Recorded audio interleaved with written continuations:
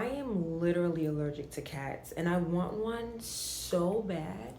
But because I also want to enjoy the life that I have and the life that I'm creating, I just stuck to a mug. I was like, I'm just going to stick to a mug and call it a day. And I'm happy with my cat mug. I am happy with my cat mug. But, anyways, I came up here again, just whimsical vibes. I'm working on, instead of making things so crisp and clean, the way that I'm getting back into uploading videos more consistently is to go with the feelings that I feel and then polish them up and then start to organize them. But sometimes you just gotta start. So earlier today, I had an amazing conversation with my cousin, whom I love dearly. And the conversation was so good because it was so raw and it was so relatable and it was so two grown women talking, holding space for each other without judgment, without fear of being criticized or being attacked. Let me say this. Even though family is family ain't your tribe sometimes. You get what I'm saying? It's rare when you have a family member that you really, really click with.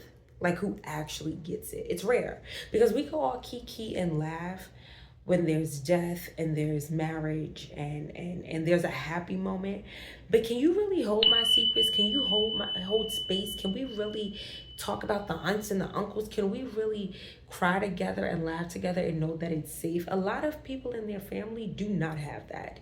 And I'm just grateful that as I'm getting older and I'm starting to really become more about me, and more authentic in self, I'm able to hold space for my other family members who probably didn't feel that way and now they do. And it's not to give me credit and say they do with me, but it does feel nice when my family has certain conversations with me.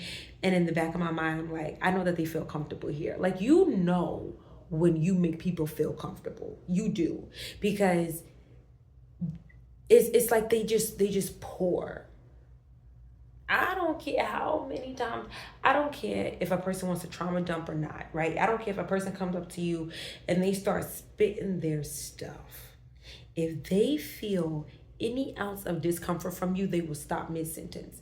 So the way that I gauge that a person feels comfortable, whether it's family, a friend, a stranger, is when they just keep going and they just start to release, and then by the end they'll always say, oh, I didn't mean to go there. Oh no, spirit knew what was happening. But anyways, in that conversation, when the conversation was over, I literally just sat back with my amazing tea and cats. Oh, that's bitter. And I said, I'm so happy I'm here. And that's what I want to talk about. Life can be so heavy. There's literally always something to complain about. You wake up, you can complain about your neighbors, you can complain about your back, you can complain about your bad breath. You get out of the bed, you complain that you have to go to work early, you complain that the water didn't turn on hot, you can complain that you hear your neighbors. You start getting dressed, you complain that you can't find your shoe. You complain that you didn't know if you want to wear this and you got a stain. You close the door, you leave the apartment or your home, you start to question, did I lock the door?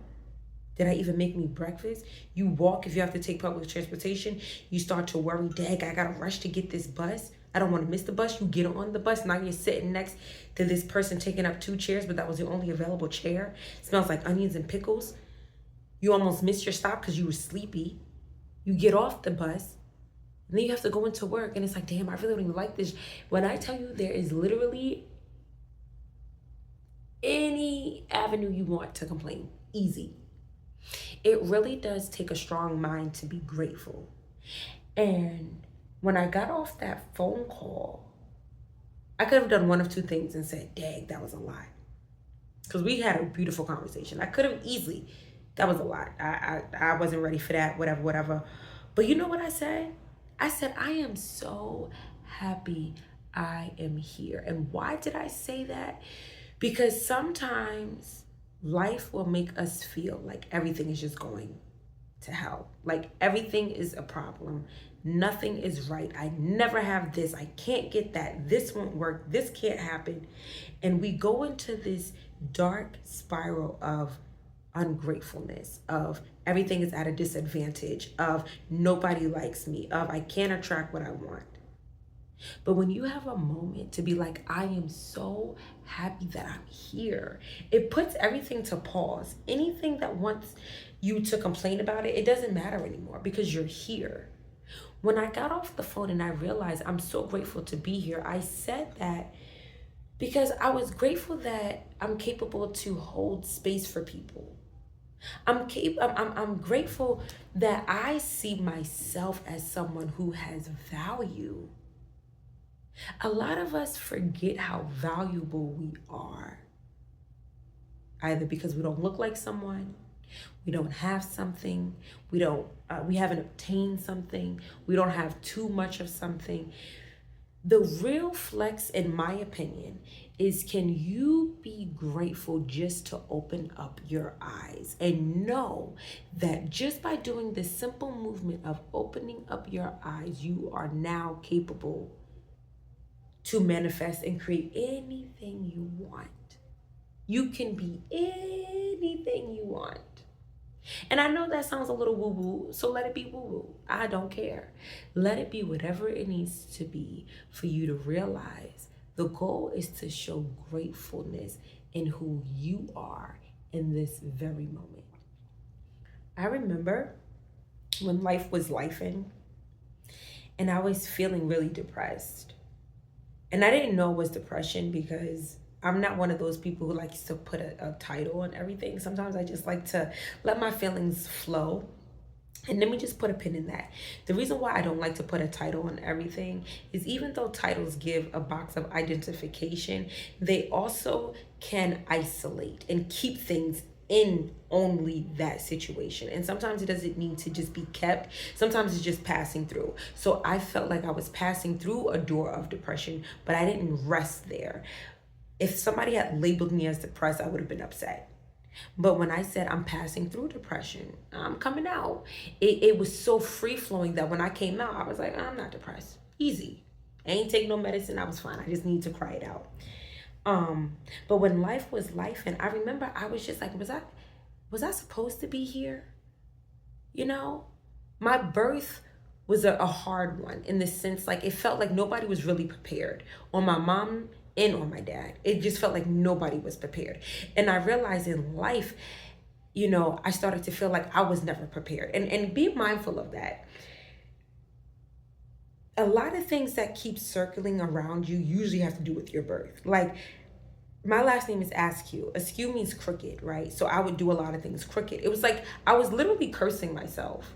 I would say to people, I can't do things straight because my name is Askew, and I really meant it.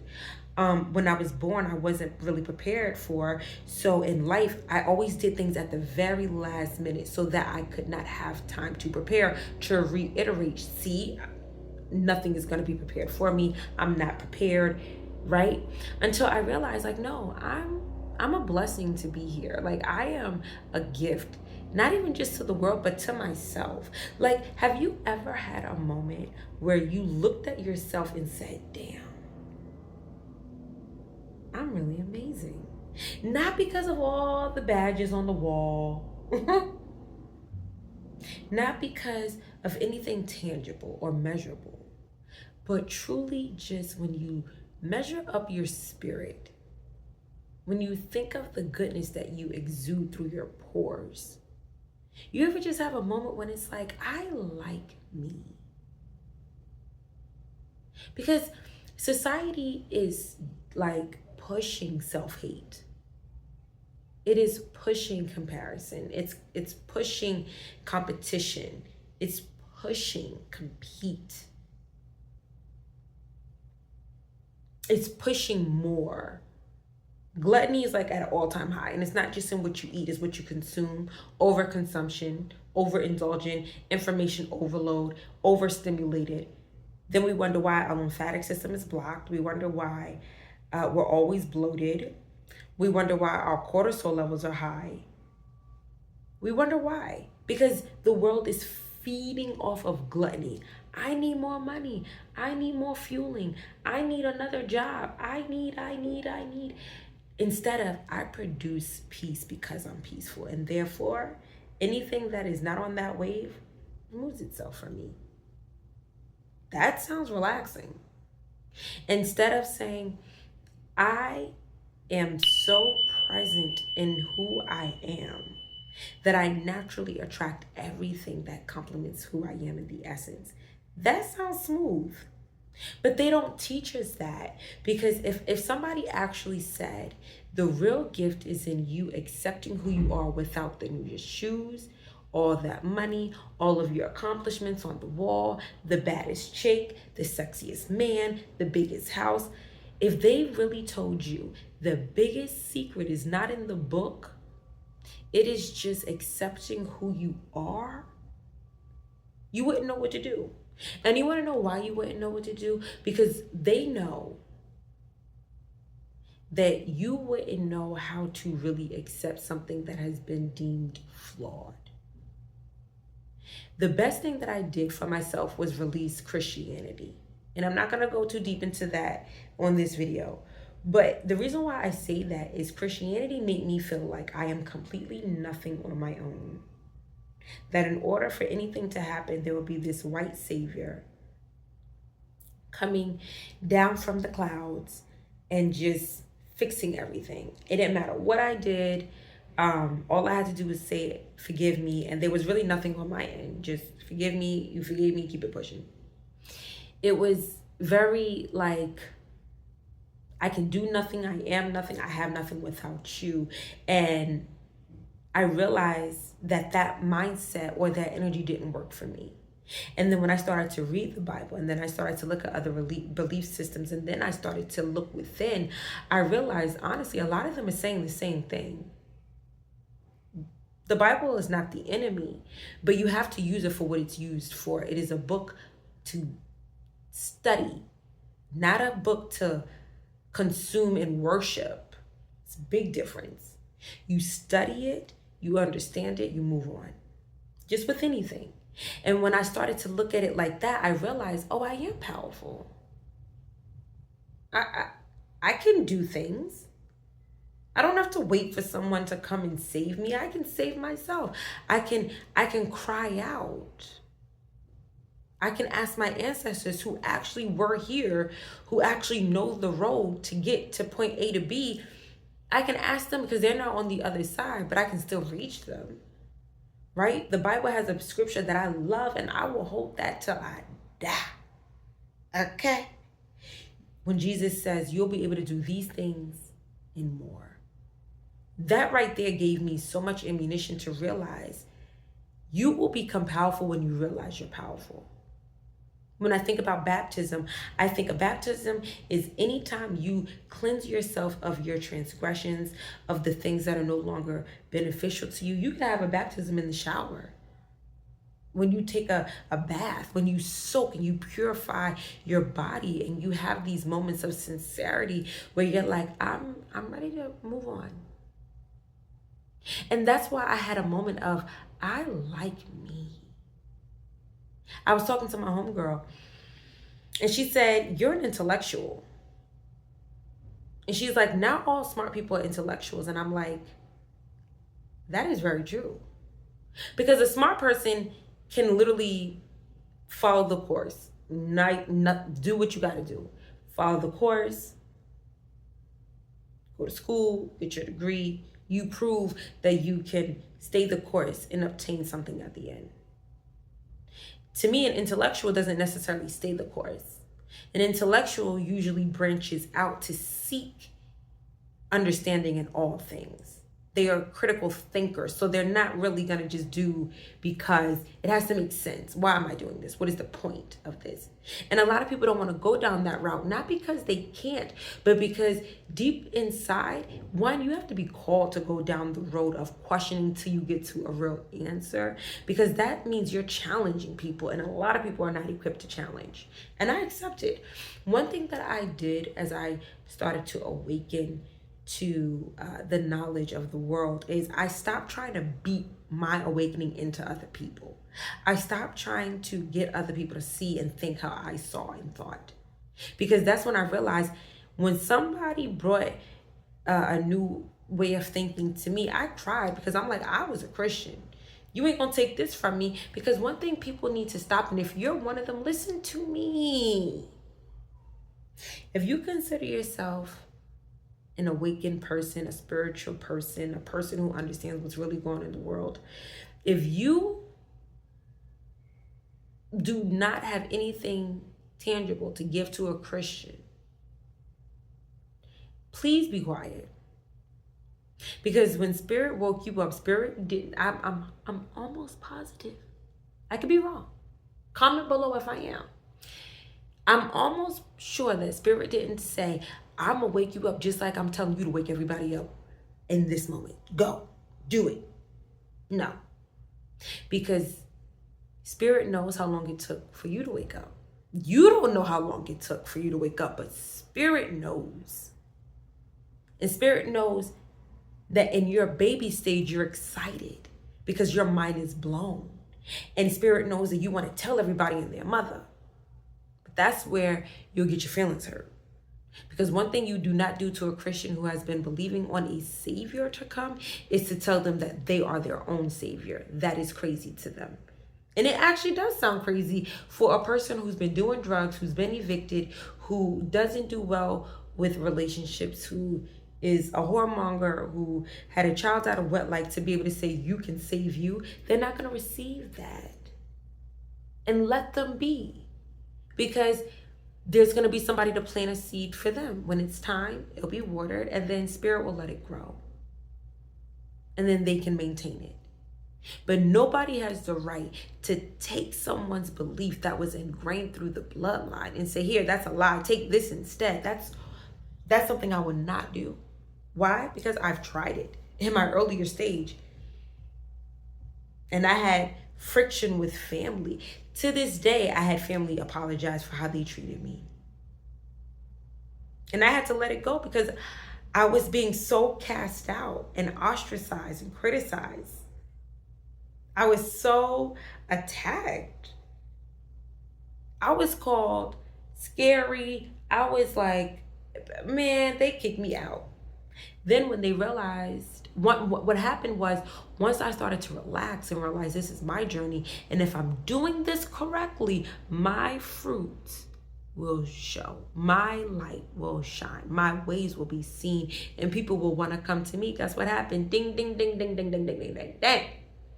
They started asking me questions.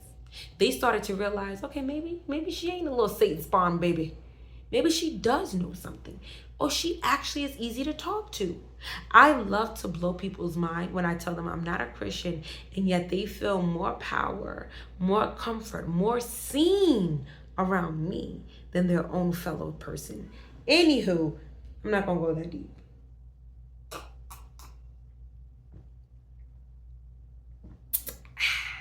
What I am gonna say is, if you really want to make it in life, if you really want to go somewhere, if you really want to be somebody, all right, Sister Ag, you got to wake up and pay attention. I had to finish it. I had to. If you know, you know.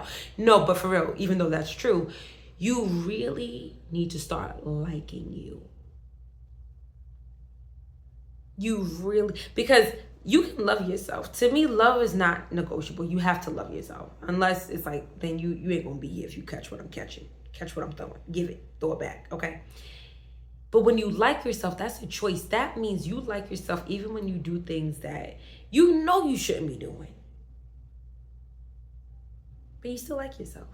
Let me tell you something. I like myself so much that if somebody did not know me, they would probably think I need to go in a psych ward. Why? Because I talk to myself outside. Full-blown conversation, no headphones. I'd be like, yeah, because, what? No, what? I am literally my best friend. I'm a vibe. I have to be mindful of that because I know what I'm giving myself energetically. And if you can't give me that energetically, I'm probably not gonna, I don't know. You get what I'm saying? So if you really want to manifest, because it's deeper than just saying words, it's deeper than affirming. It's how do you feel in your skin? How big baby? How do you feel in the essence of you? You know why I wouldn't wear makeup all day, every day? Not because I haven't. I've worn makeup before. But the main reason why I won't wear makeup as much as other people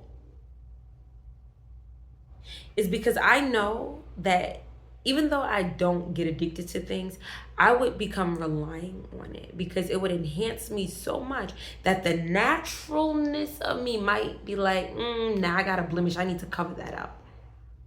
So I choose to show up like this because this is how I was born.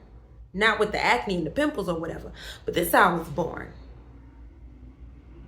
And to me, if I always have to put makeup on, whether people want to admit it or not, in my opinion, that's saying that I just can't accept this. I've heard people say, no, that's just enhancing. Well, why do you always have to enhance? Every time you leave your house, you have to enhance. And it's not an attack. It's an awareness of, but why? And it's really a curiosity. Why? And then why do you when women wear makeup, they feel like if a man says, let me see you without your makeup, that the guy just can't maintain your lifestyle. We've gotten to that level of extreme. He can't just see, well, our babies are not going to come out with a beat face. So why can't he see you without makeup? Do you look like a completely different person? I heard somebody doing makeup and they said, I'm taking my mask off. And they did. Oh, they did. And I'm like, oh, that's scary. Because there's a difference from enhancing versus it's a change completely. And I enjoy, listen, if you can put makeup on, that's maintenance. That is, you got money. Because I seen a foundation powder for like $35. It ain't for me. That's a whole nother world. But I do feel it takes more pride, in my opinion, to go out in your bare face with either you have acne, a scar, or whatever, and say, this is how I am. You can see me. And I bask in this. Man, I like me so much. And I know how people say, if you got to say it, it must not be true. No, because when you've gone through a period of not liking yourself, you actually feel at home and in self when you say it, I actually like myself. Like, you're not lying. You're not waiting for somebody in the background to validate it. Like, sometimes I'll be walking and I'll just want to get in my skin. Like, I'm already in my skin, but I want to jump in my skin even more and be like, we're going to be okay. Oh, because it's like you realize it's not just you that you like. It's all the versions behind you, the teenage you, the inner child you, the confused you, the anxious you, the depressed you, the angry you, the excited. Like, you like all versions of you. When life is throwing you some hard ass rocks, you're like, it's okay. I like me and I'm going to be okay. When you need that moment to cry it out and you can really hold you and be like, it's okay. There's been moments when life was life and I wanted to call a friend. And some moments I did and they weren't available or they just couldn't give me what I wanted. When I really felt what I needed? When I just sat down and allowed my emotions to flow and go where they needed to go. And I felt this peace. And I would always hear Spirit say, you got this. And I know, can I just say this before I end this? Some of us just wish we had someone so bad to kind of bear the load.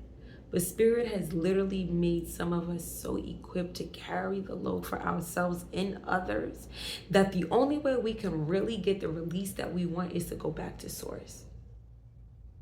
Because anybody else is more of like a temporary feeling. And it's not for everybody, because there are some people that can really hold space.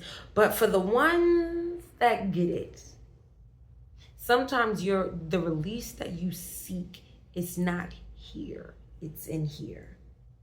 It's in source. It's when source told you, don't call your friend, don't call your partner, don't call your parent.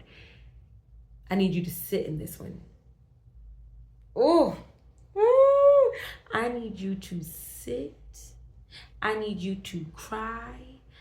I need you to feel. And then you're going to get up. You're going to get up and you're going to feel like, man, I'm happy I didn't call. I needed that. Stop. Listen, if you like this video, like, comment, share, subscribe, and until next time.